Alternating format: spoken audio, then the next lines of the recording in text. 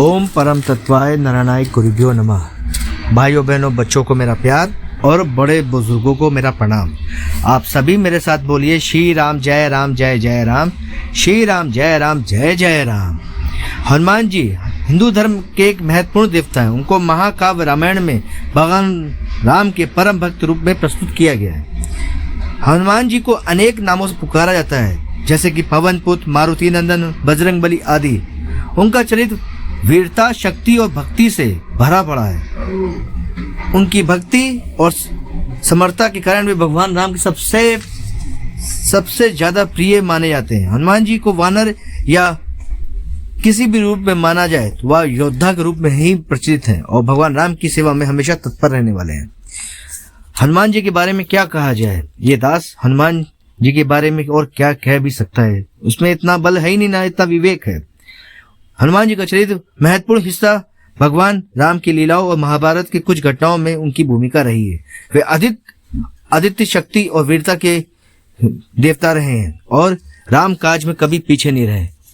किसी ने भी अगर हनुमान जी पर अपनी आस्था विश्वास बनाई तो जरूर कहीं ना कहीं हनुमान जी ने उसका साथ दिया है और कहीं ना कहीं उसके जीवन में एक्सपीरियंस होगा। ऐसा है नहीं कि नहीं होगा, लेकिन प्रभु की भक्ति हमें तभी प्राप्त हो पाती जब हम निष्काम और से भक्ति करें, तो उसका लाभ हमको दुगना मिलता है और जीवन में क्या बदलाव होता है वो आपके दिखाई देगा। जब भक्त अपने भगवान को पुकारता है तो प्रभु जरूर आते हैं। इसके कई उदाहरण हैं, जैसे गजराज ने जब भगवान को बुलाया तो भगवान तुरंत आ गया और उसके कष्टों से उसको निवारण करा दिया। वैसे ही ध्रुव ने जब भगवान को पुकारा तो प्रभु कैसे एक खंबे से बीच से निकले और दुष्टों का संहार कर दिया। इसलिए भक्त तो बहुत से हुए हैं, लेकिन भक्तों में क्या गुण थे ये हमको जानना है। वो जान के हम अपने जीवन में सुधार ला सकते हैं। आज दास जो आपको कथा बताने जा रहा है वो रेणु जी की है कि कैसे प्रभु की भक्ति ने कैसे उनके असंभव कार्य को संभव कर दिया था। तो इसको आगे जानने के लिए अंत तक वीडियो जरूर देखें और कृपया आप सनातनी हैं और हिंदू होने पर गर्व करते हैं तो आपका अपना चैनल पवन पुत्र हनुमान को लाइक शेयर सब्सक्राइब जरूर कर लें, बेल आइकन को जरूर बजा दें और प्लीज शेयर और सब्सक्राइब जरूर करें ताकि नए से नए वीडियो का आपको नोटिफिकेशन मिलता रहे। और शेयर करने से ये होगा कि किसी के भी प्रश्नों के उत्तर जीवन में नहीं मिल पा रहे हैं तो शायद मेरा वीडियो देख के वो लाभार्थी बने, तो उससे पूर्ण के फल के भागी आप भी बन सकते हैं।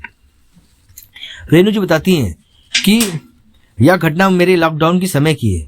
मैं कोटा में नीट की तैयारी के लिए गई हुई थी। लॉकडाउन की वहां पे मैं थी तो लॉकडाउन की अनाउंसमेंट हो चुकी थी, 20 मार्च को हुई थी और 22 मार्च को जनता कर्फ्यू लगने वाला था।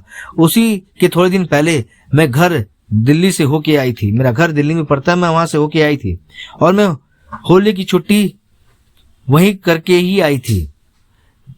और अक्सर कोचिंग में तो आप लोग जानते ही हैं कैसे क्या स्थिति रहती है, ग्रुप में लड़कियां रहती हैं हॉस्टल में और कैसे समय कटता है। मैं घर नहीं जा पाई थी, लगभग हॉस्टल से अधिकतर लड़कियां अपने वाहन से किसी तरह कर के जा चुकी थी। मैं ही अकेली बची थी। हॉस्टल में सिर्फ एक खाना बनाने वाला जिसका घर वहां था वो था और कोई नहीं था, बस मैं और वो थे। बाकी सब लोग, पूरा हॉस्टल खाली हो चुका था। पहले तो लॉकडाउन जल्दी खुलने वाला था ऐसा लग रहा था, पर ऐसा हुआ नहीं, उसको बढ़ा दिया गया। मेरे घर वाले ने बहुत कोशिश की कि मैं इंटरस्टेट पास बनवा के कैसे भी तरह मुझे घर बुला लिया जाए, पर वो पास बन नहीं पा रहा था। दिन प्रतिदिन कोरोना के केस बढ़ते ही जा रहे थे। मैं अकेले पड़ गई थी, मैं करूँ तो करूँ क्या। मेरे हाथ में कुछ था ही नहीं। मेरे घर वाले भी साथ में बहुत ज्यादा परेशान थे, कोई रास्ता समझ में नहीं आ रहा था और दिन प्रतिदिन मैं डिप्रेशन में भी जाने लगी थी। अकेला रोना, अकेले रहना, अकेले परेशान रहना और कुछ भी नहीं, कोई बात करने वाला भी नहीं था। जो खान सामा था भी वो सिर्फ मेरा अपना खाना बना के अपने घर चला जाता था। मेरा समय कट नहीं रहा था। मैं अकेले बिल्कुल पड़ गई थी। किससे अपनी बातें शेयर करूं, किससे अपनी मन की बातें कहूं, मुझे कुछ समझ में नहीं आता। एक दिन हॉस्टल में मैं घूम रही थी, तभी मुझे हॉस्टल के ऑफिस वाले कमरे में कुछ दिखा। मैं उसके अंदर जाके गई तो वहां देखा एक छोटा सा मंदिर बना हुआ था। वहां उस मंदिर पर हनुमान चालीसा की पुस्तिका रखी हुई थी। मुझे यह देखकर बहुत खुशी हुई। फिर मैंने ठान लिया कि अब तो कोई साथ है नहीं, तो मैं रोज सुबह हनुमान चालीसा का जाप करूंगी। फिर मैं रोज नहा धो के वहीं पे आके दिया बाती तो कुछ था नहीं, मैं वहीं पे आके प्रभु के हाथ मंदिर साफ करके मैंने प्रभु के सामने हाथ जोड़ा और कहा, प्रभु आप तो सबके कार्य बनाते हैं, क्या आप इस दास के कार्य नहीं बनाएंगे? क्या इस पर आप कृपा नहीं करेंगे? मैंने हाथ जोड़कर सुबह शाम हनुमान चालीसा का जाप करना चालू कर दिया। दिन प्रतिदिन ऐसे मेरा दिन चलता गया। फिर उस पाठ की वजह से, हनुमान चालीसा के पाठ की वजह से मेरे अंदर जो नकारात्मक सोच थी, विचार थे, वह धीरे धीरे समाप्त होने लगे। मुझे थोड़ा अच्छा आनंद आने लगा और मुझे लगा ये समय मुझे मिला है पढ़ाई करने के लिए, तो क्यों ना मैं पढ़ाई पे ध्यान दूं। मैंने अपनी पढ़ाई पे विशेष ध्यान देने लगी और सब कुछ मैंने हनुमान जी पे ही छोड़ दिया। मैं क्या करती और कुछ चारा भी तो नहीं था। तभी मुझे 20 दिन ही हुए होंगे, मैं अपने 20 दिन ही हुए थे कि मैं अपना फोन देख रही थी। तभी मुझे इंटरस्टेट पासपोर्ट लिंक दिखाई दिया। जब मैंने उस लिंक को क्लिक किया तो वह सीधे जाकर अपने स्टेट के पासपोर्ट की डिटेल मांगने लगा। जब मैंने डिटेल भरना चालू की तो उसने डिटेल में उसमें आया कि आप बस का नंबर डालें। बस का नंबर तो मेरे पास था नहीं। मैं बहुत परेशान हो गई कि कैसे मैं गाड़ी का नंबर या बस का नंबर डालूं, मेरे पास तो कुछ था भी नहीं। तभी मैं मोबाइल में और सर्च करने लगी।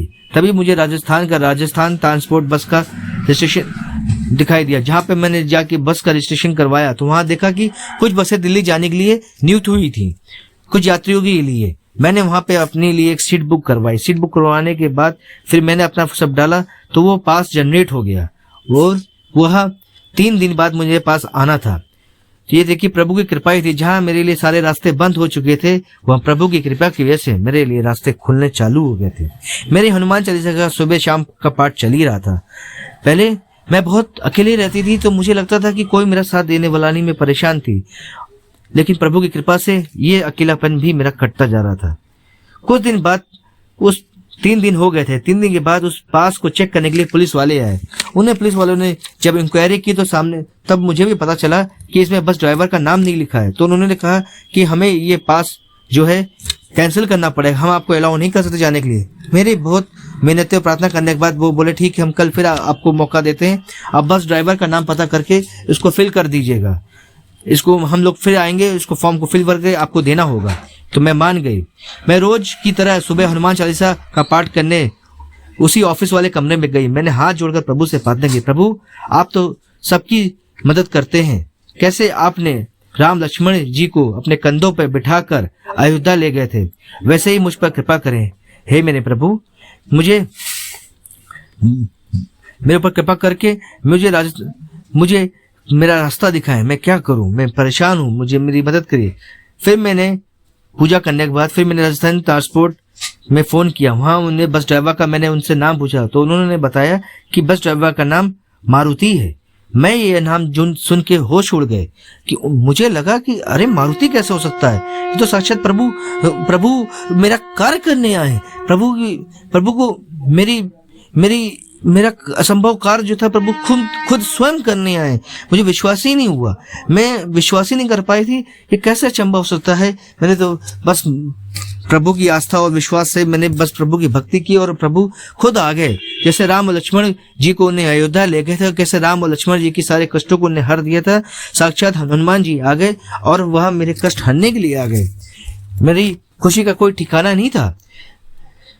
मैं पहले लोगों की बातें सुनती थी कि हनुमान जी ने ये कार्य किया, हनुमान जी ने ये कार्य किया, मुझे विश्वास नहीं होता था। पर राम भक्त अपने भक्तों को का कार्य हमेशा करते हैं, लेकिन जो भक्त उन पर श्रद्धा विश्वास बनाए रखते हैं तो वो उन पर भी उनका विश्वास श्रद्धा टूटने नहीं देते। पर मेरा ये उदाहरण मेरे लिए तो है ही है और वह उनके लिए भी है जो आपका वीडियो सुन रहे हैं।